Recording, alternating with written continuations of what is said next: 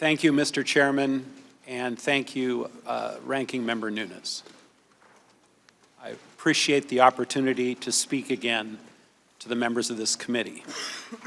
First, let me offer my thanks to the men and women of the U.S. Department of State who have committed their professional lives to support the foreign policy work of the United States. In particular, I want to thank my staff at the U.S. Mission to the European Union. Your integrity, dedication, and hard work, often performed without public acclaim or recognition, serve as a shining example of true public service, and I am personally grateful to work beside you each and every day. It is my honor to serve as the U.S. Ambassador to the European Union. The U.S. mission to the EU is the direct link between the United States and the European Union and its members, America's longest-standing allies and one of the largest economic blocs in the world. Every day, I work to support a strong, united, and peaceful Europe. Strengthening our ties with Europe serves both American and European goals as we together promote political stability and economic prosperity around the world.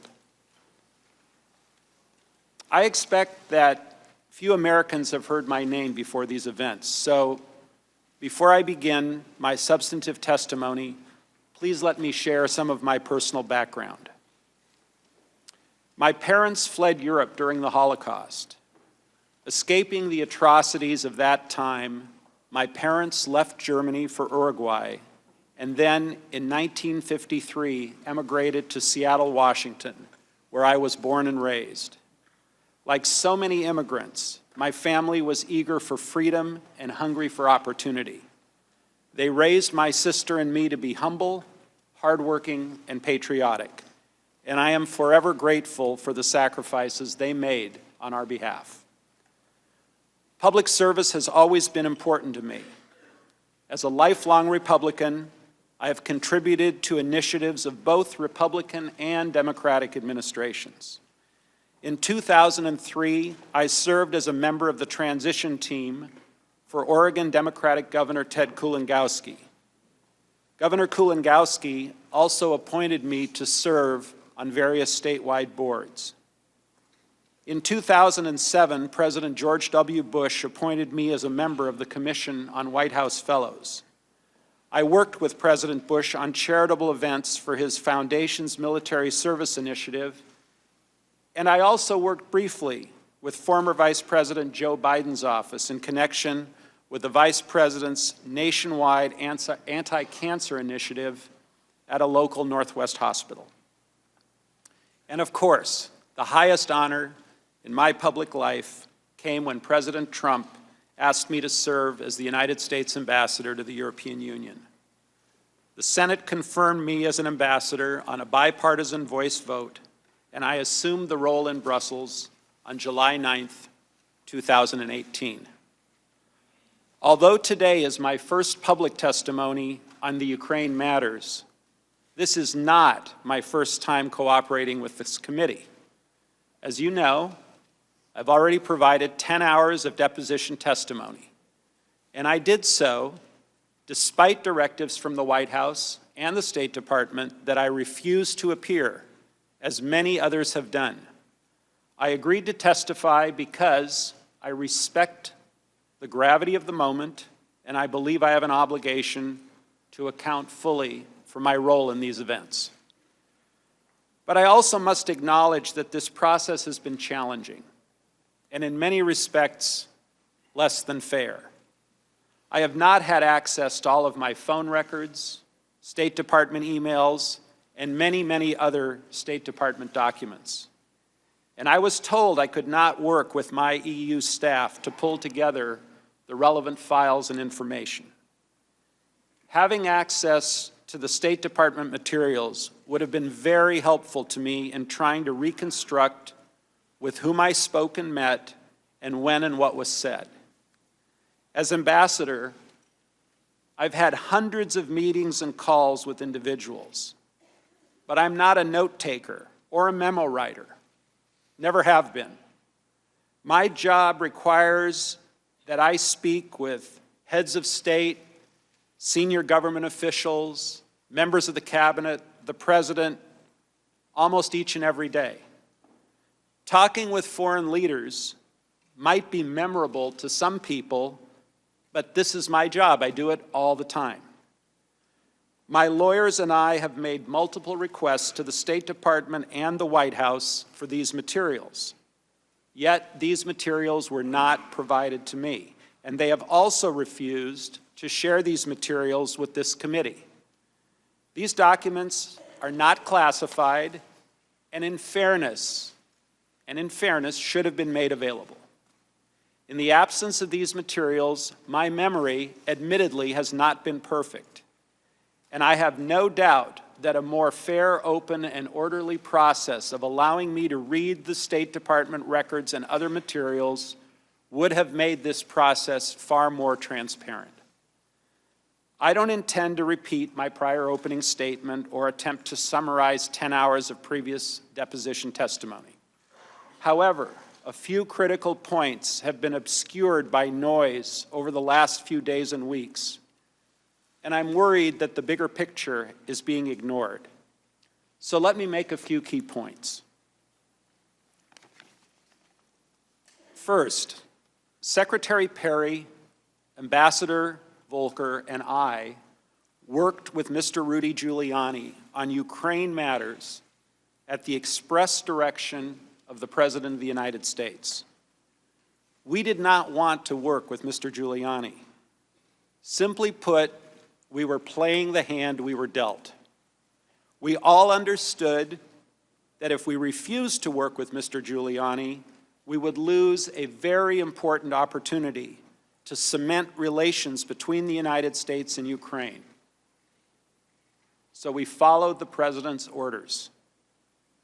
Second, although we disagreed with the need to involve Mr. Giuliani, at the time we did not believe that his role was improper. As I previously testified, if I had known of all of Mr. Giuliani's dealings or his associations with individuals, some of whom are now under criminal indictment, I personally would not have acquiesced to his participation. Still, given what we knew at the time, what we were asked to do did not appear to be wrong. Third, let me say, precisely because we did not think that we were engaging in improper behavior, we made every effort to ensure that the relevant decision makers at the National Security Council and the State Department knew the important details of our efforts. The suggestion that we were engaged in some irregular or rogue diplomacy is absolutely false.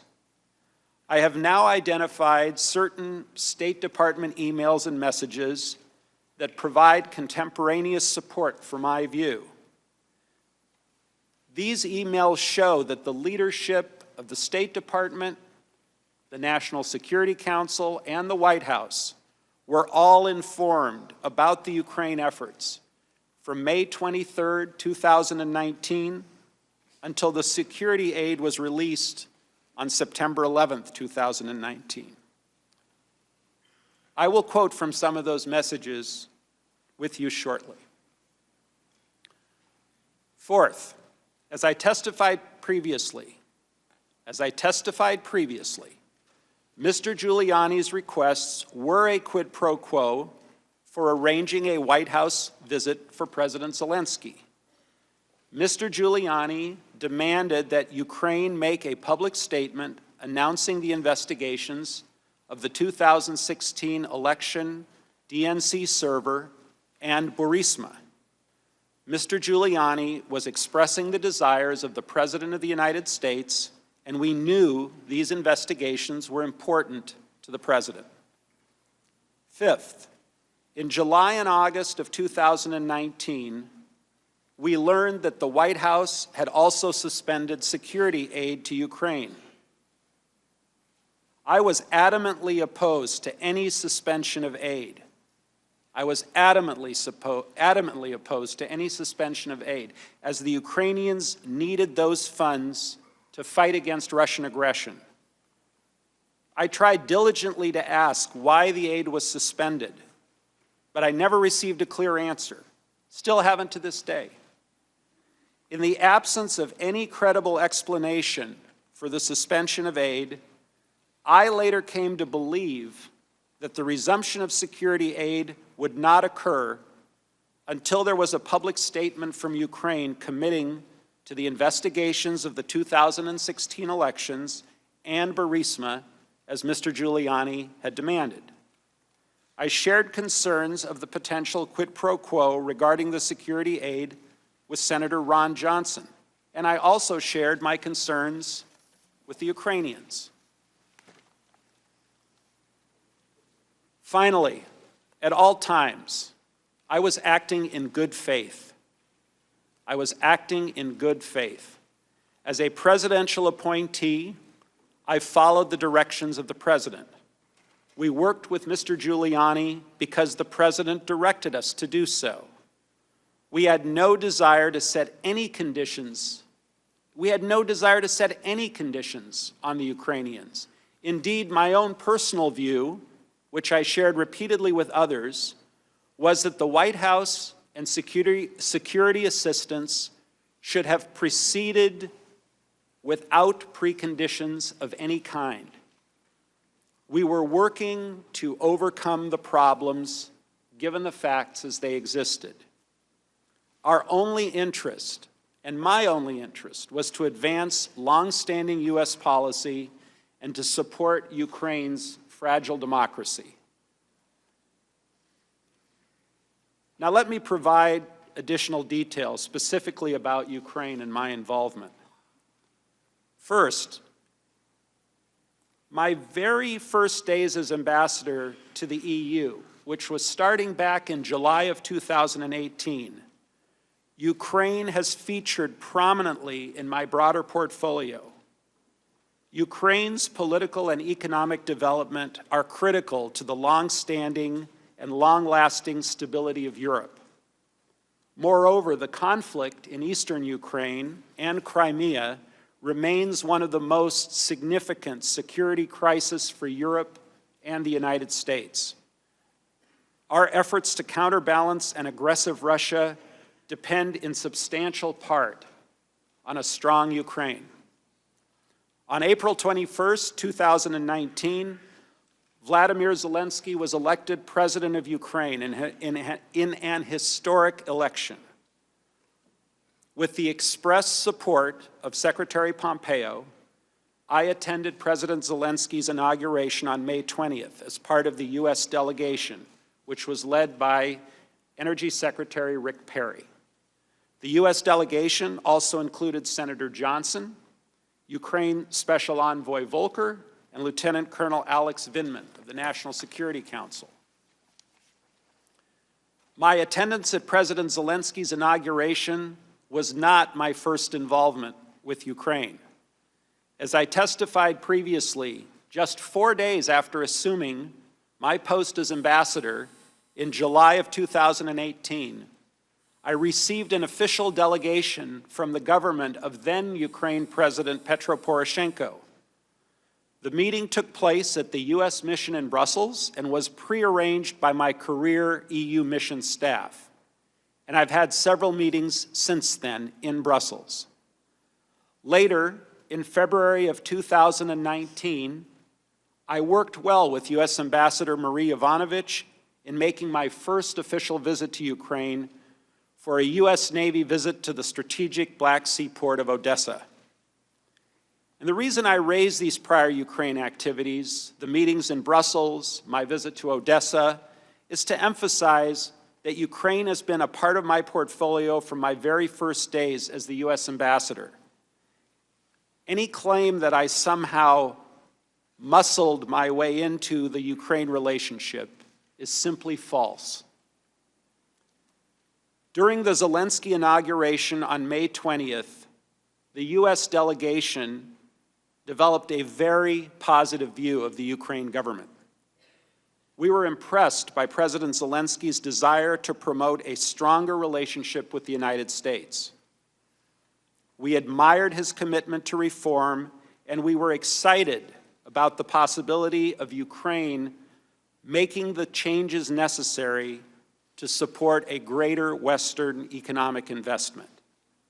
And we were excited that Ukraine might, after years and years of lip service, finally get serious about addressing its own well-known corruption problems. With that enthusiasm, we returned to the White House on May 23rd to brief President Trump. We advised the President of the strategic importance of Ukraine and the value of strengthening the relationship with President Zelensky. To support this reformer, we asked the White House for two things. First, a working phone call between Presidents Trump and Zelensky, and second, a working Oval Office visit. In our view, both were vital to cementing the U.S.-Ukraine relationship, demonstrating support for Ukraine in the face of Russian aggression, and advancing broader U.S. foreign policy interests. Unfortunately, President Trump was skeptical. He expressed concerns that the Ukrainian government was not serious about reform, and he even mentioned that Ukraine tried to take him down in the last election. In response to our persistent efforts in that meeting to change his views, President Trump directed us to, quote, talk with Rudy. We understood that talk with Rudy meant talk with Mr. Rudy Giuliani, the president's personal lawyer. Let me say again, we weren't happy with the president's directive to talk with Rudy. We did not want to involve Mr. Giuliani. I believed then, as I do now, that the men and women of the State Department, not the president's personal lawyer, should take responsibility for Ukraine matters. Nonetheless, based on the president's direction, we were faced with a choice. We could abandon the efforts to schedule the White House phone call and a White House visit between Presidents Trump and Zelensky, which was unquestionably in our foreign policy interest, or we could do as President Trump had directed and talk with Rudy. We chose the latter course, not because we liked it, but because it was the only constructive path open to us. Over the course of the next several months, Secretary Perry, Ambassador Volker, and I were in communication with Mr. Giuliani. Secretary Perry volunteered to make the initial calls with Mr. Giuliani, given their prior relationship. Ambassador Volker made several of the early calls and generally informed us of what was discussed. I first communicated with Mr. Giuliani in early August, several months later. Mr. Giuliani emphasized that the president wanted a public statement from President Zelensky committing Ukraine to look into the corruption issues. Mr. Giuliani specifically mentioned the 2016 election, including the DNC server, and Burisma as two topics of importance to the president. We kept the leadership of the State Department and the NSC informed of our activities, and that included communications with Secretary of State Pompeo, his counselor Ulrich Brechtbull, his executive secretary Lisa Kenna, and also communications with Ambassador Bolton, Dr. Hill, Mr. Morrison, and their staff at the NSC. They knew what we were doing and why. On July 10th, 2019, senior Ukrainian national security officials met with Ambassador Bolton, Ambassador Volker, Dr. Hill, Secretary Perry, myself, and several others in Washington, D.C. During that meeting, we all discussed the importance of the two action items I identified earlier. One, a working phone call, and two, a White House meeting between Presidents Trump and Zelensky. From my perspective, the July 10th meeting was a positive step toward accomplishing our shared goals. While I am now aware of accounts of the meeting from Dr. Hill and Lieutenant Colonel Vindman, their recollections of those events simply don't square with my own, or with those of Ambassador Volker or Secretary Perry. I recall mentioning the prerequisite of investigations before any White House call or meeting, but I do not recall any yelling or screaming or abrupt terminations as others have said. Instead, after the meeting, Ambassador Bolton walked outside with our group and we all took some great pictures together outside on the White House lawn. More important, those recollections of protests do not square with the documentary record of our interactions with the NSC in the days and weeks that followed. We kept the NSC apprised of our efforts, including, specifically, our efforts to secure a public statement from the Ukrainians that would satisfy President Trump's concerns. For example, on July 13th, and this is 3 days after that July 10th meeting, I emailed Tim Morrison. He had just taken over Dr. Hill's post as the NSC Eurasia Director, and I met him that day for the first time. I wrote to Mr. Morrison with these words: "The call between Zelensky and POTUS, President of the United States, should happen before 7/21, which is the parliamentary elections in Ukraine.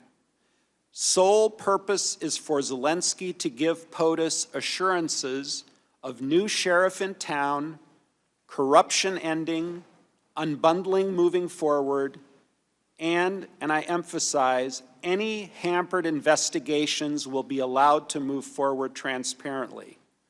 Goal is for POTUS to invite him to Oval. Volker, Perry, Bolton, and I strongly recommend." Mr. Morrison acknowledged and said thank you, and specifically noted that he was tracking these issues. Again, there was no secret regarding moving forward and the discussion of investigations. Moreover, I've reviewed other State Department documents, some of which are not currently in the public domain, detailing Mr. Giuliani's efforts. For example, on July 10th, the very same day that Ambassador Volker, Secretary Perry, and I were meeting with the Ukraine officials in Washington, Ambassador Taylor received a communication that Mr. Giuliani was still talking with Ukrainian prosecutor Yuri Lutsenko. In WhatsApp messages with Ambassador Volker and I, Ambassador Taylor wrote to us as follows: "Just had a meeting with Andrei and Vadim," referring to Ukraine Foreign Minister Vadim Prystaiko. Taylor said the Ukrainians were, quote, "very concerned about what Lutsenko told them, that according to RG," meaning Rudy Giuliani, "the Zelensky-POTUS meeting will not happen." Volker responded, "Good grief, please tell Vadim to let the official U.S. government representatives speak for the U.S. Lutsenko has his own self-interest here." Taylor confirmed that he had communicated that message to the Ukrainians, and he added, "I briefed Ulrich this afternoon on this," referring to State Department Counselor Ulrich Brechtbull. Again, everyone's in the loop. 3 things are critical about this WhatsApp exchange. First, while the Ukrainians were in Washington at the White House, Mr. Giuliani was communicating with the Ukrainians without our knowledge. Ambassador Taylor, Ambassador Volker, and I were all surprised by this. Second, Mr. Giuliani was communicating with the reportedly corrupt Ukrainian prosecutor Lutsenko and discussing whether a Zelensky-Trump meeting was going to happen, again without our knowledge. And third, with this alarming news, Ambassador Taylor briefed Ulrich Brechtbull, who is the counselor to Secretary of State Pompeo. And even as late as September 24th of this year, Secretary Pompeo was directing Kurt Volker to speak with Mr. Giuliani. In a WhatsApp message, Kurt Volker told me in part, spoke with Rudy per guidance from S. S is the State Department's official designator for the Secretary. Spoke with Rudy per guidance from S. Look, we tried our best to fix the problem while keeping the State Department and the NSC closely apprised of the challenges we faced. On July 25th, Presidents Trump and Zelensky had their official call. I was not on the call, and I don't think I was invited to be on the call. In fact, I first read the transcript on September 25th, the day it was publicly released. All I had heard at that time was that the call had gone well. Looking back, I find it very odd, that neither I, nor Ambassador Taylor, nor Ambassador Volker ever received a detailed readout of that call with the Biden references. Now, there are people who say they had concerns about the call, but no one shared any concerns about the call with me at the time, which frankly would have been very helpful to know. On July 26th, Ambassador Taylor, Ambassador Volker, and I were all in Kiev to meet with President Zelensky. The timing of that trip, immediately after the call between Presidents Trump and Zelensky, was entirely coincidental. The Kiev meetings had been scheduled well before the date that the White House finally fixed the call. During our Kiev meeting, I do not recall President Zelensky discussing the substance of his July 25th call with President Trump, nor did he discuss any request to investigate Vice President Biden, which we all later learned was discussed on the July 25th call. And this is consistent with the reported comments from Ambassadors Volker and Taylor. After the Zelensky meeting, I also met with Zelensky's senior aide, Andrei Yermak. I don't recall the specifics of our conversation, but I believe the issue of investigations was probably a part of that agenda or meeting. Also, on July 26th, shortly after our Kiev meetings, I spoke by phone with President Trump. The White House, which has finally shared certain call dates and times with my attorneys, confirms this. The call lasted 5 minutes. I remember I was at a restaurant in Kiev, and I have no reason to doubt that this conversation included the subject of investigations. Again, given Mr. Giuliani's demand that President Zelensky make a public statement about investigations, I knew that investigations were important to President Trump. We did not discuss any classified information. Other witnesses have recently shared their recollection of overhearing this call. For the most part, I have no reason to doubt their accounts. It's true that the president speaks loudly at times, and it's also true, I think we primarily discussed ASAP Rocky. It's true that the president likes to use colorful language. Anyone who has met with him for any reasonable amount of time knows this. While I cannot remember the precise details, again, the White House has not allowed me to see any readouts of that call, and the July 26th call did not strike me as significant at the time. Actually, I would have been more surprised if President Trump had not mentioned investigations, particularly given what we were hearing from Mr. Giuliani about the president's concerns. However, I have no recollection of discussing Vice President Biden or his son on that call or after the call ended. I know that members of this committee frequently frame these complicated issues in the form of a simple question: was there a quid pro quo? As I testified previously, with regard to the requested White House call and the White House meeting, the answer is yes. Mr. Giuliani conveyed to Secretary Perry, Ambassador Volker, and others that President Trump wanted a public statement from President Zelensky committing to investigations of Burisma and the 2016 election. Mr. Giuliani expressed those requests directly to the Ukrainians, and Mr. Giuliani also expressed those requests directly to us. We all understood that these prerequisites for the White House call and the White House meeting reflected President Trump's desires and requirements. Within my State Department emails, there is a July 19th email. This email was sent to Secretary Pompeo, Secretary Perry, Brian McCormick, who is Secretary Perry's chief of staff at the time, Ms. Kenna, who is the executive secretariat for Secretary Pompeo, Chief of Staff Mulvaney, and Mr. Mulvaney's senior advisor, Rob Blair. A lot of senior officials. Here is my exact quote from that email. I talked to Zelensky just now. He is prepared to receive POTUS's call. We'll assure him that he intends to run a fully transparent investigation and will turn over every stone.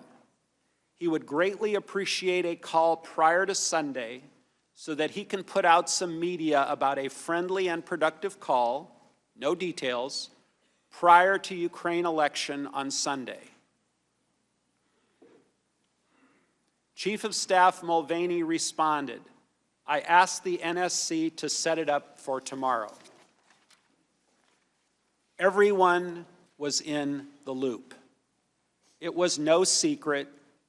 Everyone was informed via email on July 19th, days before the presidential call. As I communicated to the team, I told President Zelensky in advance that assurances to run a fully transparent investigation and turn over every stone were necessary in his call with President Trump. On July 19th, in a WhatsApp message between Ambassador Taylor, Ambassador Volker, and me, Ambassador Volker stated, had breakfast with Rudy this morning. That's Ambassador Volker and Rudy Giuliani.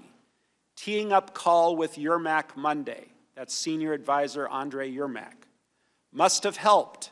Most important is for Zelensky to say that he will help investigation and address any specific personnel issues, if there are any. On August 10th, the next day, Mr. Yermak texted me, once we have a date, which is a date for the White House meeting, we will call for a press briefing announcing upcoming visit and outlining vision for the reboot of the U.S.-Ukraine relationship, including, among other things, Burisma and election meddling in investigations. This is from Mr. Yermak to me. The following day, August 11th, and this is critical, I sent an email to Counselor Breckbull and Lisa Kenna. Lisa Kenna was frequently used as the pathway to Secretary Pompeo, as sometimes he preferred to receive his emails through her. She would print them out and put them in front of him.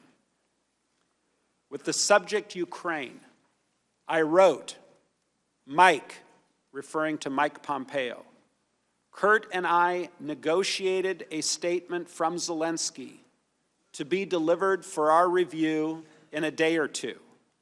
The contents will hopefully make the boss happy enough, the boss being the president, to authorize an invitation. Zelensky plans to have a big press conference on the openness subject, including specifics next week, all of which referred to the 2016 and the Burisma. Ms. Kenna replied, Gordon, I'll pass to the secretary. Thank you. Again, everyone was in the loop. Curiously, and this was very interesting to me, on August 26th, shortly before his visit to Kiev, Ambassador Bolton's office requested Mr. Giuliani's contact information from me. I sent Ambassador Bolton the information directly. They requested Mr. Giuliani's contact information on August 26th. I was first informed that the White House was withholding security aid to Ukraine during conversations with Ambassador Taylor on July 18th, 2019. However, as I testified before, I was never able to obtain a clear answer regarding the specific reason for the hold, whether it was bureaucratic in nature, which often happens, or reflected some other concern in the interagency process. I never participated in any of the subsequent DOD or DOS review meetings that others have described, so I can't speak to what was discussed in those meetings. Nonetheless, before the September 1st Warsaw meeting, the Ukrainians had become aware that security funds had yet to be dispersed. In the absence of any credible explanation for the hold, I came to the conclusion that the aid, like the White House visit, was jeopardized. In preparation for the September 1 Warsaw meeting, I asked Secretary Pompeo whether a face-to-face conversation between Trump and Zelensky would help to break the logjam. And this was when President Trump was still intending to travel to Warsaw. Specifically, on August 22nd, I emailed Secretary Pompeo directly, copying Secretary Kenna. I wrote, and this is my email to Secretary Pompeo, should we block time in Warsaw for a short pull-aside for POTUS to meet Zelensky? I would ask Zelensky to look him in the eye and tell him that once Ukraine's new justice folks are in place in mid-September, that Zelensky should be able to move forward publicly and with confidence on those issues of importance to POTUS in the U.S. Hopefully that will help break the logjam. The Secretary replied, yes. I followed up the next day asking to get 10 to 15 minutes on the Warsaw schedule for this. I said we'd like to know when it's locked so that I can tell Zelensky and brief him. Executive Secretary Kenna replied, I will try for sure. Moreover, given my concerns about the security aid, I have no reason to dispute that portion of Senator Johnson's recent letter in which he recalls conversations he and I had on August 30th. By the end of August, my belief was that if Ukraine did something to demonstrate a serious intention to fight corruption, and specifically addressing Burisma and the 2016, then the hold on military aid would be lifted. There was a September 1st meeting with President Zelensky in Warsaw. Unfortunately, President Trump's attendance at the Warsaw meeting was canceled due to Hurricane Dorian. Vice President Pence attended instead. I mentioned to Vice President Pence before the meetings with the Ukrainians that I had concerns that the delay in aid had become tied to the issue of investigations. I recall mentioning that before the Zelensky meeting. During the actual meeting, President Zelensky raised the issue of security assistance directly with Vice President Pence, and the Vice President said that he would speak to President Trump about it. Based on my previous communication with Secretary Pompeo, I felt comfortable sharing my concerns with Mr. Yermak. It was a very, very brief pull-aside conversation that happened within a few seconds. I told Mr. Yermak that I believed that the resumption of U.S. aid would likely not occur until Ukraine took some kind of action on the public statement that we had been discussing for many weeks. As my other State Department colleagues have testified, this security aid was critical to Ukraine's defense and should not have been delayed. I expressed this view to many during this period, but my goal at the time was to do what was necessary to get the aid released, to break the logjam. I believed that the public statement we had been discussing for weeks was essential to advancing that goal. You know, I really regret that the Ukrainians were placed in that predicament, but I do not regret doing what I could to try to break the logjam and to solve the problem. I mentioned at the outset that throughout these events, we kept State Department leadership and others apprised of what we were doing. State Department was fully supportive of our engagement in Ukraine efforts and was aware that a commitment to investigations was among the issues we were pursuing. To provide just two examples, on June 5th, the day after the US-EU mission hosted our Independence Day, we did it a month early, Acting Assistant Secretary Phil Reeker sent an email to me, to Secretary Perry, and to others, forwarding some positive media coverage of President Zelensky's attendance at our event. Mr. Reeker wrote, and I quote, "This headline underscores the importance and timeliness of Zelensky's visit to Brussels and the critical, perhaps historic role of the dinner and engagement Gordon coordinated. Thank you for your participation and dedication to this effort." Months later, on September 3rd, I sent Secretary Pompeo an email to express my appreciation for his joining a series of meetings in Brussels following the Warsaw trip. I wrote, "Mike, thanks for schlepping to Europe. I think it was really important and the chemistry seems promising. Really appreciate it." Secretary Pompeo replied the next day on Wednesday, September 4th, quote, "All good. You're doing great work. Keep banging away." State Department leadership expressed total support for our efforts to engage the new Ukrainian administration. Look, I've never doubted the strategic value of strengthening our alliance with Ukraine. And at all times, our efforts were in good faith and fully transparent to those tasked with overseeing them. Our efforts were reported and approved, and not once do I recall encountering an objection. It remains an honor to serve the people of the United States as their United States ambassador to the European Union. I look forward to answering the committee's questions. Thank you.